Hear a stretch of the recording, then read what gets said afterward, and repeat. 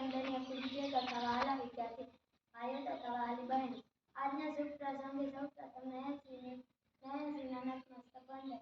જેના માટે આપણે અહીંયા એકત્રિત થયા છીએ તે ધોરણ 8ના તમામ મિત્રોને હું અંતકરણથી આશીર્વાદ આપું છું. આપણી શાળા અને ગુરુજીઓનો પ્રેમ, આ વાત કદાચ તમને કાયમી યાદ રહેશે એવું મારું અંગત મંતવ્ય છે. મારા સ્મરણો ધોરણ 8ની બહેનો જોડે ખાસ છે.